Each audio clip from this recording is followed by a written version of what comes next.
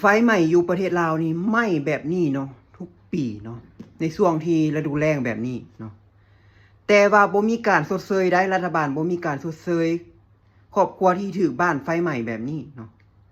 ทั้งที่ว่าต้นเหตุนี้มันเกิดมาจากสายไฟเกิดมาจากการบริหารจัดการของรัฐบาลเองเนาะ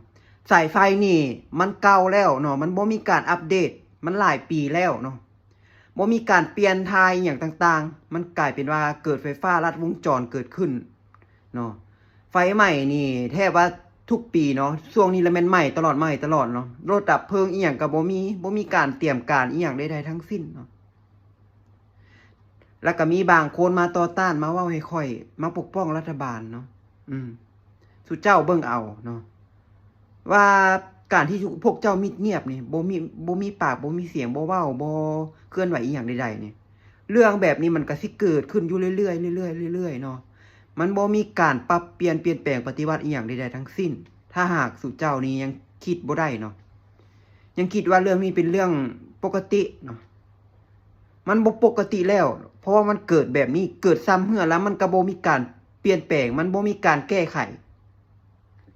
พวกที่เฮือนบ่ถูกไฟไหม้ก็คิดหยังบ่ได้ดอกเนาะคิดเพื่อคนอื่นบ่ได้ดอกเวลาค่อยเว้าจังซี่ก็ว่าค่อยนี่ดูถูกประเทศตัวเองก็เบิ่งเอาวิธีการจัดการบริหารของรัฐบาลที่มันล้มเหลวเนาะเฮ็ดให้ประชาชนได้รับความเดือดร้อนบ่ได้รับความเป็นธรรมเนาะเพราะว่าทั้งที่ว่าเหตุไฟไหม้นี่มันเกิดจาก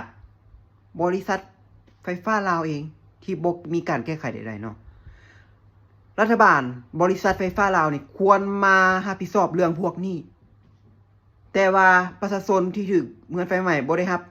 ความยุติธรรมบ่ได้รับเงินเยียวยาอีหยังใดๆทั้งสิ้นบ่ได้รับหยังเลยจากรัฐบาลแล้วก็ยังหนีบ่พ้นเรื่องของน้ำมันที่เขียวเคยเว้าไปเนาะล่าสุดนี่ก็มีข่าวออกมาแท้ๆเนาะว่าผ่านการกวดกาพบว่าบริษัทมีตัวเลขน้ำมันเชื้อไฟในระบบน้ำมันข้างสร้างว่าซั่นซะเนาะมีปริมาณหลายแต่ปรากฏว่ายังมีสภาพปั๊มน้ำมันปิดอยู่นี่เห็นบ่ค่อยเว้าบ่ได้บ่แม่นเว้าอ่อนลิ้นๆได้นี่เนาะน้ำมันนี่มันอยู่สร้างอยู่หยังเขากักตุนไว้เก็งกำไรในช่วงที่ราคามันขึ้นเนาะราคาแพงแล้วเขาก็เอามาขายกินเปรียบประชาชนกดขี่คุณฮีประชาชนมันย้อนหยังย้อนรัฐบาลนี่บ่ไปควบคุมเนาะปล่อยให้เขาเฮ็ดตามลำพังใจแล้วก็บ่มีการเปิดเผยชื่อได้นี่ว่าบริษัทใดแล้วมันเป็นย้อนหยังคือบ่บอกประชาชนคือบ่ชื่อมาเลยว่าบริษัทนั่นบริษัทนี่เป็นผู้กักตุนน้ำมันไว้ขายในช่วงที่ราคาน้ำมันแพงเนาะเจ้าของ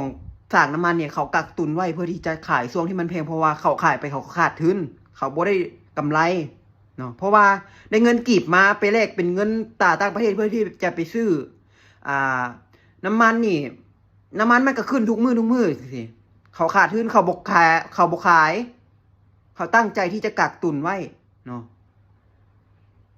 เห็นแก่โตสุดๆแบบนี้เนาะเขาเอิ้นว่าวิธีโกงชาติอีกแบบนึงเลยแหละแบบนี้ร่วมหัวกันแบบนี้นะอันนี้ยังโมนับอันขายเป็นตุกขายนะอันขายเป็นตุกนี่ก็เกิดจากปั๊มนี่แหละเป็นคนขายให้เขาแล้วเขาเอาไปขายต่อเนาะกฎหมายมีบ่เฮ็ดหยังบ่มีประสิทธิภาพอีหยังประเทศเฮา